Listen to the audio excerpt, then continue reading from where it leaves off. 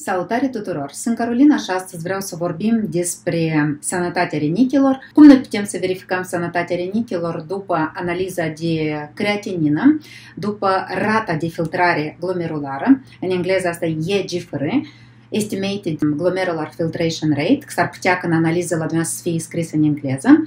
Cum noi putem să ne ajutăm, care ar fi problemele, de unde asta apar și ca să înțelegem cu cuvintele simple. Fără doar și poate că dacă priviți dumneavoastră acest video, s-ar putea că dumneavoastră deja vă duceți la medic, adică eu nici nu vă sfătui să vă lecuiți după YouTube. Dar sfatul meu ar fi ca să înțelegeți, fiindcă medicul oricum nu are timp să vă explice așa pe lung și pe înțelesul tuturor cu cuvinte simple. Acum, haideți să înțelegem, dacă noi vorbim despre rinichi, în lista a tuturor funcțiilor pe care le are rinichi în corp, ca să înțelegem unde este creatinina și ca să înțelegem despre ce este vorba. Din funcțiile rinichilor, cea mai importantă și primordială funcție a rinichilor, asta este filtrarea sângelui. Dacă o persoană are între 4,5 și jumătate 5 litri sânge, în funcție de vârstă, înălțime și așa mai departe, el filtrează 180-200 de litri de sânge în 24 de ore. Și atunci când el filtrează sângele, el aruncă toxine, el aruncă diferite produse reziduale din sânge care deja sau au fost consumate, sau au fost epuizate, sau ele, de exemplu, nu trebuiesc. Și el formează, după filtrarea asta, formează urina. Păi, a doua funcție este formarea urinii. Prin formarea urinii, corpul aruncă toxinele noastre, dar el aruncă acolo ureia, aruncă creatinina, el aruncă acidul uric, anumite proteine care sunt micro, fiindcă exact acele macro nu trebuie să aruncate și o să ajungem și acolo, așa, în câteva cuvinte ca să înțelegem. Și exact care este toată legătura asta cu coeficientul ăsta EGFR. Mai departe, o funcție este balansul electroliților, care este natriu, clor, magneziu, potasiu, calciu, atât de important, fosfor. Când noi avem un echilibru de electroliți în corp, toate lucrurile merg bar. Când, de exemplu, ceva se aruncă mai mult sau mai puțin, clar că imbalanța asta aduce un imbalans total în corp, fiindcă toate electroliții astea nimeresc în urină și se aruncă afară. O funcție importantă asta ar fi stabilirea pH-ului sângelui, unui pH stabil. Sângele la noi ușor baze, când 7,35-7,45 și rinichii noștri, ei aruncă ion de hidrogen sau ion de bicarbonat de sodiu în sânge pentru a stabili ca să nu avem nici acidoz, nici alcaloz. Mai departe, o funcție asta ar fi producerea de hormoni. Producerea de hormoni ține de metabolizarea vitaminei D. Eu am două filme, vă rog să le priviți dacă vreți așa pe lung, aici eu prescurtat doar le menționez. Altul ar fi, stabilesc tensiunea arterială, aceeași stabilitate, el lucrează cu sistemul cardiovascular și noi trebuie să avem aceeași tensiune arterială. Clar că în funcție de activități, dar eu vorbesc că el nu trebuie să fie sau nici mărită tare, nici scăzută tare și așa mai departe. O funcție enormă asta ar fi pentru că el susține eritropoezia, el se numește eritropoetin. Ca să știți, eu le pun așa pe ecran, vreau oricând puteți pune stop cadru să vedeți ce și cum, ca să înțelegem ce se întâmplă cu hormonii ăștia, dar eu doar îi numesc așa. De asta și zic că, deoarece vrem să vorbim astăzi despre creatinină și de rata de filtrare glomerulară, ca noi să înțelegem că rinichii au un amalgam, o listă întreagă de funcții, dar eu am să vorbesc despre creatinină și despre rata de filtrare glomerulară. Acum, când vorbim despre rata de filtrare glomerulară, noi vorbim că însuși rinichii, ei constau din 1 milion și ceva de glomeruli. Acolo este un sac și vin niște tuburi. Păi, ele sunt milioane. Prin glomerulii ăștia trece sângele, el filtrează exact ce trebuie și se duce în urină. Restul se întoarce înapoi. Și cu vârsta, la noi rata asta de filtrare cade. Dar ea nu cade și asta înseamnă că e irreversibil. Astăzi eu vreau să vorbesc despre ce, că asta este reversibil și eu am să vă arăt exact pe starea mea, cum eu asta am făcut-o. Clar că eu nici n-am avut-o rea, dar eu am îmbunătățit-o. Bunul ăsta, referință de bun, eu practic 50% le-am îmbunătățit din datele de referință, dar o să ajungem și acolo. Și am să explic cum îmbunătățim starea rinichilor. Acum, dacă am ajuns exact la tema filmulețului, creatinina și rata de filtrare glomerulară. Creatinina este rezidurile care se aruncă din corp din activitatea mușchilor și din degradarea mușchilor. Acum, ea se numește creatinină, fiindcă se produce din creatină. Fiindcă creatina este acel compus organic cu care mușchii noștri lucrează. Și s-ar părea că poate mai puțină creatină trebuie ca creatinină, fiindcă exact asta sfătui medicii noștri. Haideți să consumați mai puțin proteină. Păi bodybuilderii, de fapt, mănâncă numai creatină ca să facă 2 pe 2 și ei nu au probleme cu rinichii, la dânsii cu rata de filtrare totul e perfect. Și printre altele, dacă mult timp fac sport, sunt activi, ei arată foarte bine. Păi ce vreau eu să arăt? Noi putem să îmbunătățim rata de filtrare glomerulară. Asta este o noutate foarte frumoasă. Și asta nu înseamnă că dacă dumneavoastră aveți o vârstă, de exemplu 50, de exemplu 60, eu nu știu cât de mult asta lucrează la 70, fiindcă nu știu în ce stare deja se află corpul dumneavoastră. Dar vreau să spun că asta este absolut reversibil. Asta este noutatea frumoasă cu care eu astăzi vin. Haideți acum să înțelegem așa în câteva cuvinte. Eu tot pun pe ecran, le găsiți la subsol, ca să înțelegem. Creatina se produce din 3 aminoacizi, dar cred că și cunoașteți, sau o parte cunosc, o parte nu. Noi avem 20 de aminoacizi, dintre care 9 sunt esențiali. Adică noi trebuie să le consumăm, restul le produce corpul. Adică noi consumăm din 3 aminoacizi, din glicină, metionină și arginină. Vreau să vă aduc aminte că astăzi, pentru ca să înțelegem bine filmul de astăzi, nouă chiar ne-ar trebui ca dacă dumneavoastră ați privit filmul de folate, de B12, de fer, de magneziu, fiindcă ele sunt toate interlegate și mai ales cel de homocisteină. Fiindcă când vorbim de homocisteină, nu vorbim de starea vaselor, dar exact parcă am vorbit că rinichii la noi filtrează sângele, dar sângele la noi curg și prin vasă. De aia să înțelegem că în corp este totul interlegat.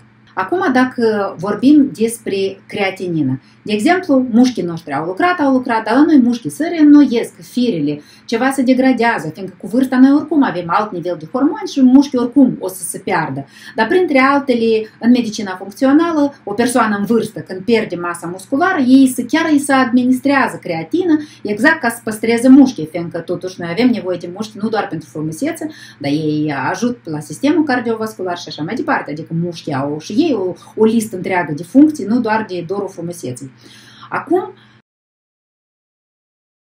se degradează mai tare mușchii, dar ei de ce se degradează? Fiindcă procesul de transformare a acestor 3 aminoacizi, arginină, glicină și metionină, la noi sunt implicați niște vitamine. Și din cauza că noi foarte des suntem deficitare, adică avem carențe de vitamina B3, B6, B9, B12, de magneziu, zinc, de natriu. Eu vorbesc că cineva are fără, de exemplu, el are în țesutul interstițial, dar nu-l are în sânge.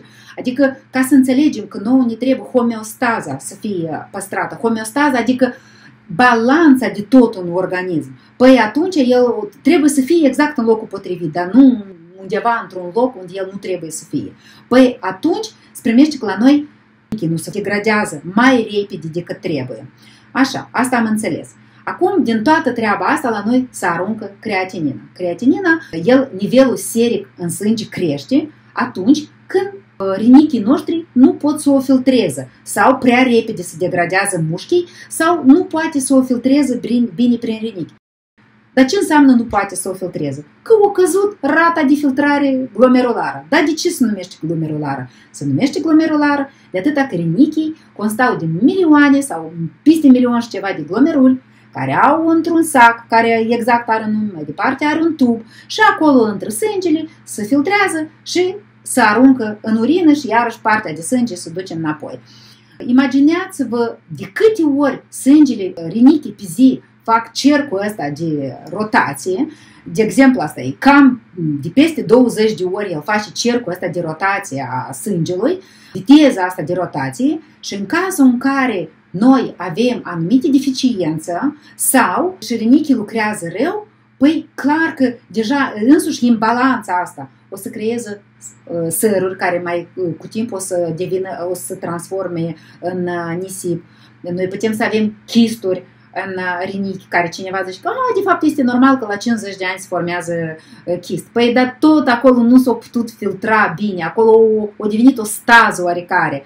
Adică în medicina funcțională are loc abordarea holistică. Holistică e de la cuvântul whole, W-H-O-L-E, adică whole, ca un tot întreg, corpul nostru este un tot întreg. Și dacă la noi undeva ceva cade, are loc ca un efect domino. Adică noi vorbim așa, ca exemplu eu zic, presupunem că o persoană a avut un stres major, a făcut o gastrită, presupunem că undeva ceva s-a inhibat, ceva undeva s-a aruncat, s-a făcut o gastrită, păi o să cadă vitamina B12, o să fiți, asta eu zic ca o idee, dar el de fapt acolo e un efect domino de multe, fiindcă dacă ai gastrită, neapărat asta o să treacă în duodenită, ai să ai carență de B12, de la duodenită de fier, de B9, de calciu, mai departe asta o să cumuleze în intestin, toată carența asta o să aducă la pierdere de rinichi, homeostaza concret o să fie homocisteină mare din cauza că nu o să producă metionina asta, care iarăși un aminoacid important, esențial, care îl produce corpul, dar din ce să-l producă, că noi o să fim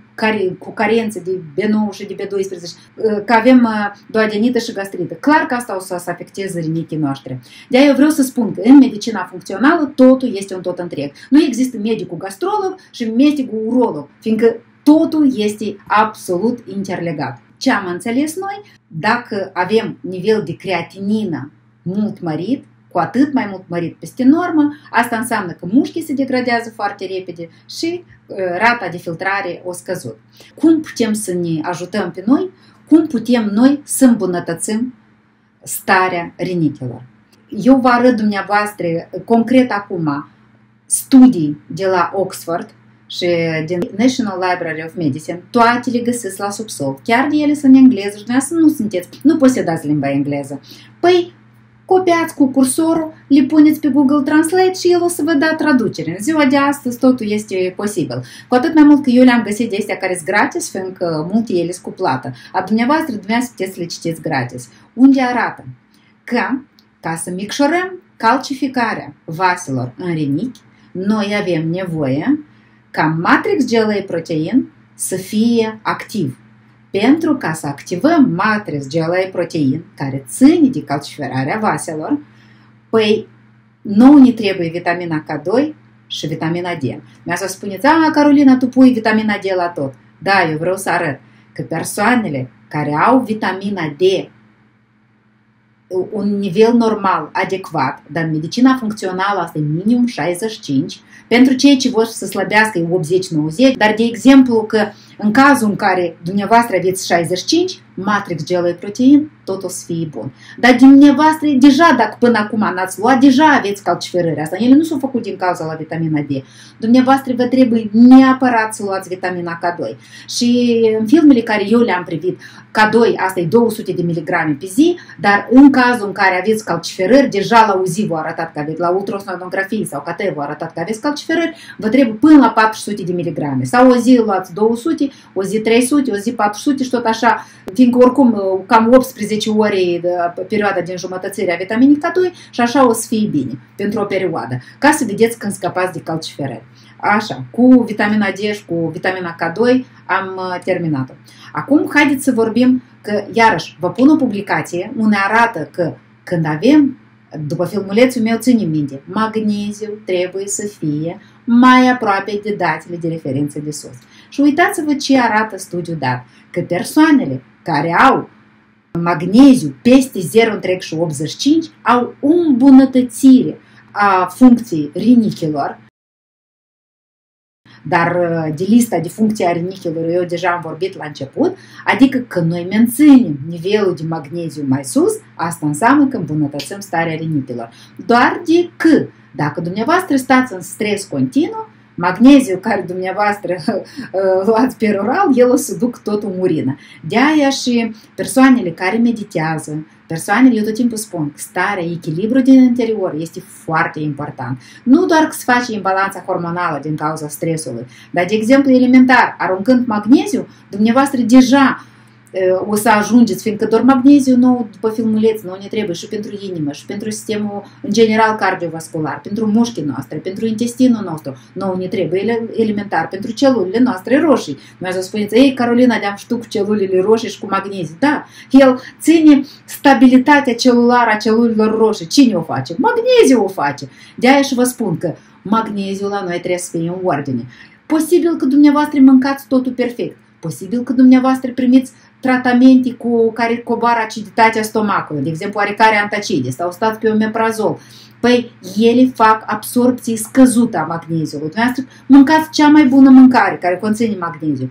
Dar având problema cu stomacul, cu intestinul, cu duodenul, dumneavoastră o să aveți magneziu scăzut în sânge. Sau stați în continuu în stres. De exemplu, nu vă place vecinul sau eu nu știu, nu vă place conducerea țării. Tot ce vrei există. Noi trebuie să luăm o altă abordare, fiindcă până la urmă suferă corpul nostru. Fiindcă tot magneziul ăsta dumneavoastră îl găsiți în urină. Printre altele vă spun că, de exemplu, la noi la Chișinău este magneziu și după firul de păr. Fiindcă asta, magneziu este doar 1% în sânge, de 1% în sânge, restul se află în alte celule și țăsuturi. Și se primește că dumneavoastră, chiar dând analiza în sânge, analiza serică, asta o să arăte nu analiza perfectă. În genere, cea mai bună analiză de magneziu se numește Magnesium Red Blood Count Test, care la noi în Moldova nici nu se face. Felicitări! Așa, haideți să trecem mai departe. Pentru ca să îmbunătățim cu adevărat sănătatea rinichilor noștri, noi avem nevoie de vitamina B9. Iar o spun, iară tu cu vitaminele tale. Da, vitamina B9, folatele, au un impact colosal asupra homocisteinii și asupra țesutului endotelial. Țesutul endotelial are un impact asupra pe cât de bine lucrează, pe cât de bine se transportă, pe cât de bine vasele se dilatează. Adică nu numai după acidul uric care eu am vorbit filmul. Nitric oxid el se produce în diferite țesuturi, nu în foarte multe, dar țesutul endotelial are un impact colosal și iarăși vă pun să vedeți studiile ca să vedeți impactul lui asupra rinichilor. Numai că el se tratează din medicii, din medicina funcțională cu vitamina B9, cu forma tetrametilhidrofolat, adică 5-MTHF, el este la București, eu l-am văzut personal cu ochii mei și ce am vrut eu să spun? Eu am vrut să spun că noi nici seama nu ne dăm cât de des noi avem diferite mutații în anumite geni, fiindcă noi nu dăm la așa analiză. Noi analiza de magneziu nu dăm, nu numai că analiza de mutații. Dar eu clar că am dat-o, fiindcă eu fac cercetări, eu am dat-o. Și ce am stabilit eu?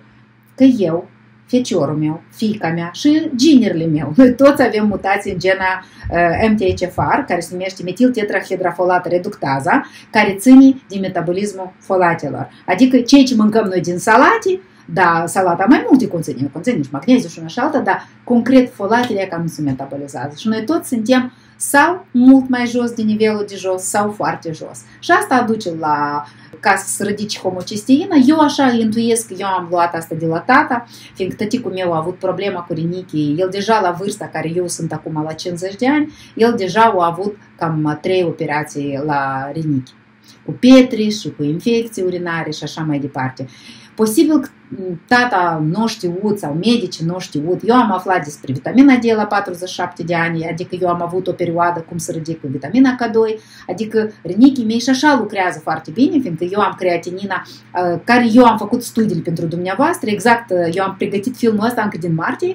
De exemplu, la mine creatina era lângă 70, GFR era 91, asta arată că rata filtrare, vedem, dintre 90 și 120 se consideră perfect. Asta e primul, cel mai bun nivel de prelucrare a rinichilor. Bine, da, oricum eu aveam anumite infecții, adică eu până la 47 de ani eu deja am avut problemele astea, dar eu nu știam exact că aveam mutația asta în genă. Și asta un pic ridica homocisteina la mine, altfel țesutul endotelial. Acum eu când am făcut studii, eu am comparat exact forma de folate corectă, clar că eu iau vitamina D, eu iau vitamina K2, dar eu nu iau regulat. Eu așa dau analiza, văd cât am, ca să înțeleg cât eu pierd, cât eu am. Și ce am vrut să spun? Că eu am avut rata de filtrare și așa peste normă. Acum, în mai, eu când am dat-o, eu aveam 105. Adică la mine au crescut cu 15, aproape 15 unități. Eu vreau să vă atrag atenție că dacă la mine asta a ajutat, cu siguranță asta o să ajute la dumneavoastră. Mai mult decât atât, uitați-vă că eu pun studiile astea și de la Oxford, de la Cambridge, de la National Library of Medicine, care arată, astea nu sunt baliverne, astea sunt studii care arată, chiar și, de exemplu, în Suedia, au făcut pe 18.000 de oameni care chiar și-au avut diabet. Apropo, asta ajută și la diabetici, asta ajută la oameni la hemodializă. Dializă sunt de două feluri, la rinic. Sper că nimeni să nu ajungă la hemodializă, dar vă rog frumos, dumneavoastră verificați nivelul de vitamina D, dați analiza de sânge ca să vedeți ce se întâmplă la dumneavoastră cu volumul eritrocitar mediu, ca să vedem, poate la dumneavoastră ferul e foarte mic, poate la dumneavoastră B9, B12, poate la dumneavoastră homocisteinina este mare, dați nivelul de creatinină, dați nivelul de EGFR, ca să înțelegem unde noi suntem. Vă duceți la medic și îi spuneți, doamna medic, dați-mi, vă rog, forma naturală de vitamina, nu forma sintetică de vitamina B9 și B12. Atunci eu o să vă dai metilcobalaminul, care e B12, și o să vă dai metilfolate sau tetrametilhidrafolate. Sau vă urez să vă duceți dați la genetică, să dați la gena MTHFR ca să înțelegeți ce este cu rinichii dumneavoastră. Asta au fost ceea ce am vrut să vă spun. Dacă vrem un pic să ajutăm totuși, fiindcă noi oricum undeva ne-am trezit la oarecare problemă, noi oricum avem oarecare infecție în rinic, noi oricum avem anumite săruri, ca să curățăm sărurile, ar fi foarte bine să luăm fitulizin, să luăm poate ciancapedra, care e filantus neruri, ca să, dacă în cazul în care le aveți. Eu nu pot să spun cât de mult asta afectează chisturile, cel puțin eu știu că eu la 42 de ani, mie mi-a spus că eu aveam vreo 3 chisturi în rinichi și când am fost acum la testare, mi-a spus că eu am avut doar unul singur. Eu tare sper că ele s-au tratat din cauza la îmbunătățirea ratei de filtrare a rinichilor, dar din câte am citit până acum, ei zic că dacă este un singur chist și el e mic, el nu trebuie de făcut nimic, el nu trebuie de făcut absorpție.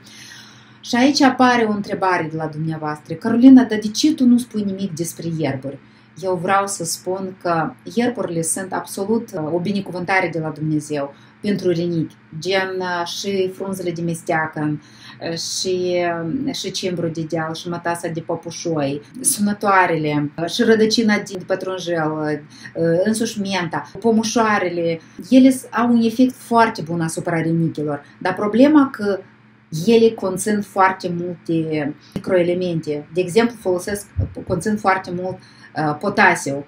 Și în cazul în care la dumneavoastră, în analiză, potasiu să fie mărit, dumneavoastră nu puteți lua exact iarba care conține acest potasiu. În cazul meu e așa, fiindcă eu am văzut că am potasiu mărit de la 30 ceva de ani, doar de că atunci eu nu aveam cunoștințele care le am acum, dar asta este. Nu mi-a spus nimeni și nici medicul, deși el asta a văzut. Cu atât mai mult că eu m-am dus la medic și i-am spus că, uite, eu am gena MTHFR cu 2 mutații. Nimeni nici nu a tras nici o atenție, nimeni nu ne-a spus, nici terapeutul, și eu am la clinică privată, nici endocrinologul, nici medicul de rinichi. Ei s-au făcut ca și cum că asta ar fi un fel de capriciu, un fel de neimportant. Eu zic că și așa la mine rinichii lucrează perfect, pentru vârsta mea perfect.